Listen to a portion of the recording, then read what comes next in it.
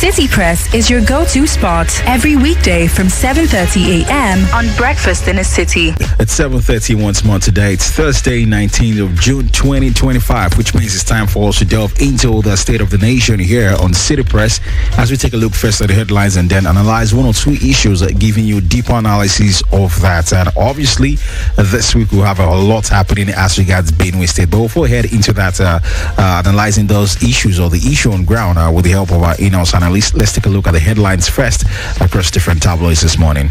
All right, my name is Ini, and I'll be taking you through the headlines on different national dailies: Punch newspaper, Vanguard, and Guardian newspaper. Starting with Punch newspaper, Tinubu assembles top brass ex-governors to end Benue killings.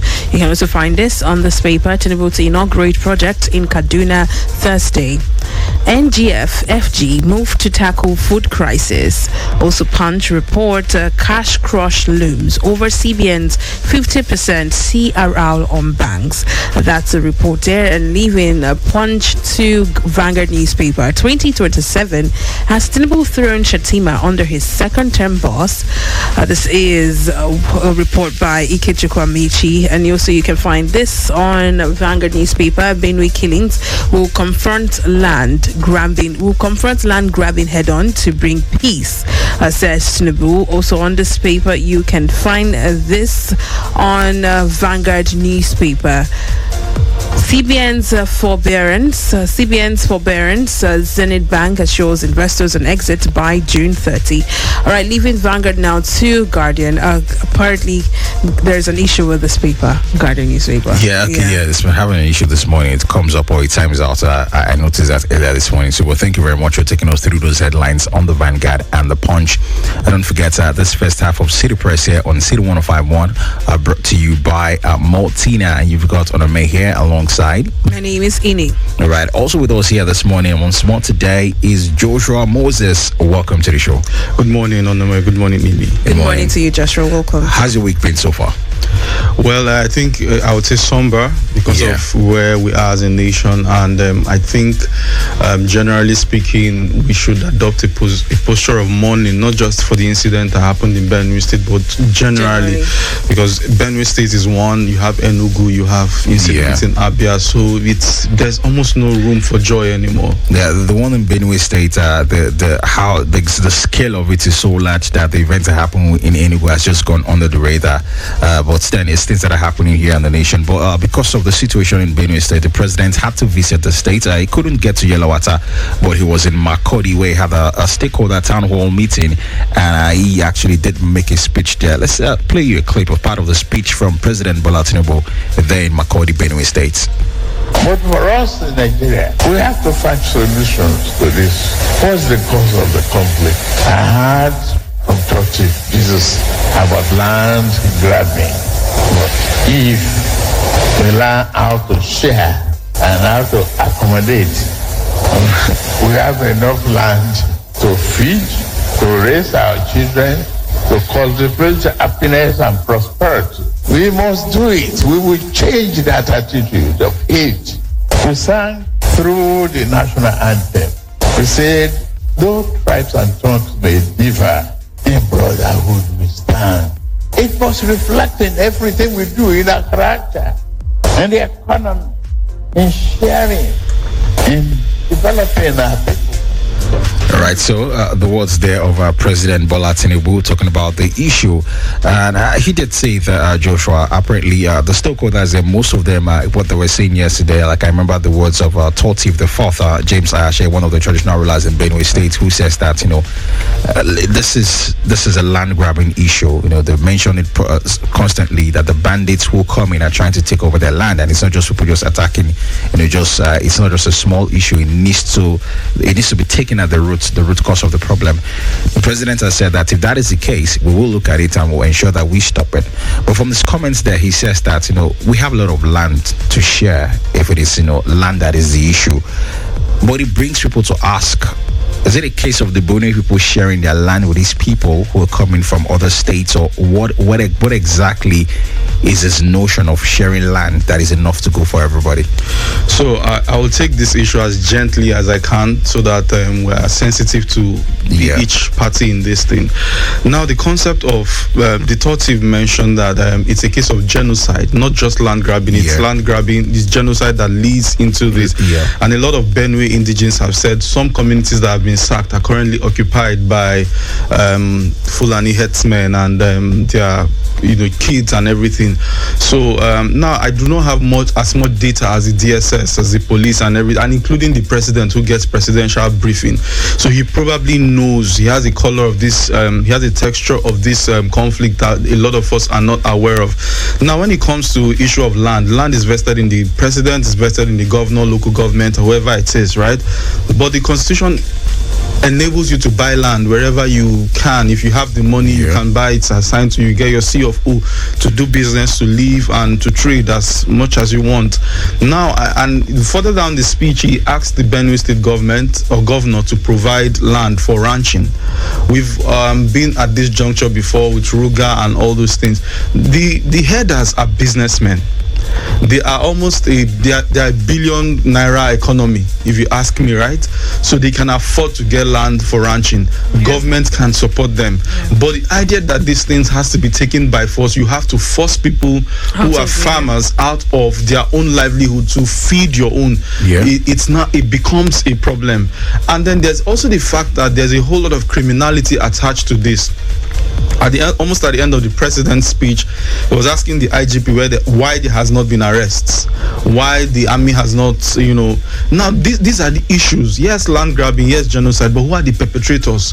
Why have there not been arrests? This is almost, 3 or 4 days now away from that incident. 4 days. It happened on Friday night. Yeah, almost a week. Almost a week. Yeah. And we've not had one single arrest. So we can all be talking about the land grabbing, the everything, including the politicization of this issue, which was something the Tortive mentioned, because clearly there are big wigs in Benue State and beyond who are benefiting from this. But the law enforcement agencies seem to be handicapped in terms of doing their jobs. Let's be dealing with prosecution, then we can talk about the government can get an initiative to say, okay, if you're a header, you can take this amount of money, go get land, we'll help you with the ranching part, we'll help you with the plan. So those are things, but let's not dismiss the criminality of what has happened. Lives have been lost, and people need to be held accountable.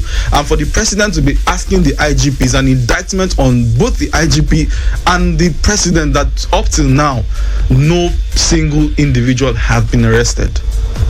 I mean, they said they were actually out to manhunt whoever perpetrated that act. And are you saying that the president does not actually know the state of the security system in Nigeria? For him to be asking that question, like he doesn't know how we operate, how the system is in Nigeria? I wouldn't want to say the president doesn't know what he's doing, but I would say there's a whole lot of politicking. If you listen to the president's speech, a lot of it, even the Tortive was like, oh, we voted for you, we are ready to support you, as if your life and your safety is dependent on your political support. And the president was telling the Benue State governor they would criticize you, they even criticize me. A lot of it did not touch the issues.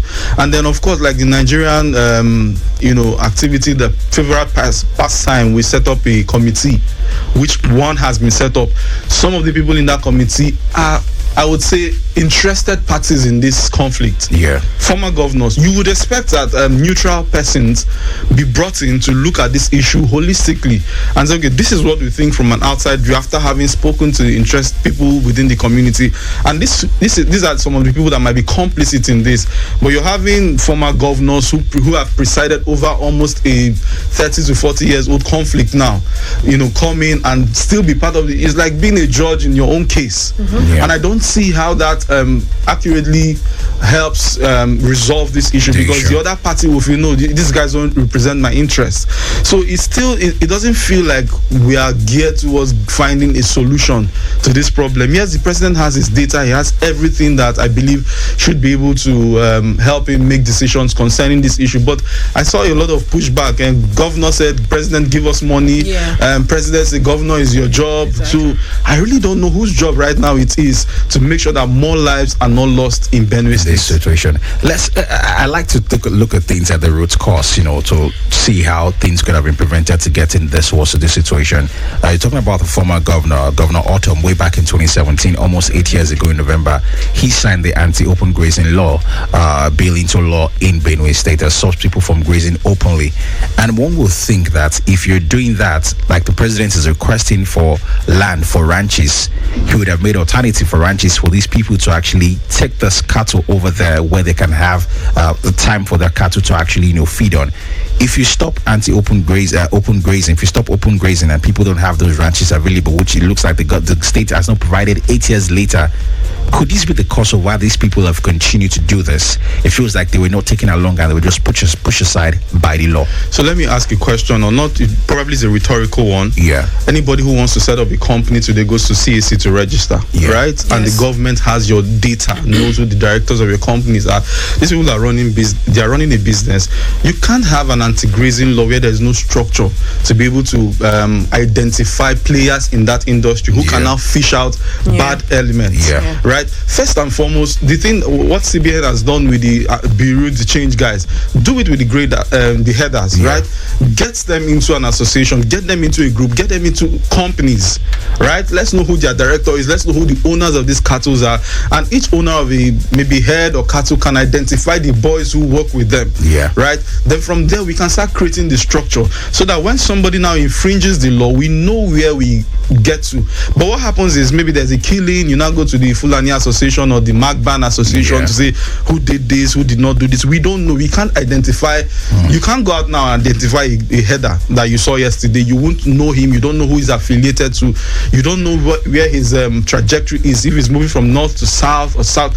So if you don't get accurate data on these people, your plan for ranching won't work. Who are you ranching for? How many people, how many headers do we have?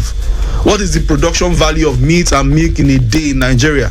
Who are these people? Who is the highest header? Who has the highest heading capacity in Nigeria? We don't know all these things, but we are saying, anti-grazing law, all these things are, to me, they are built on quicksand.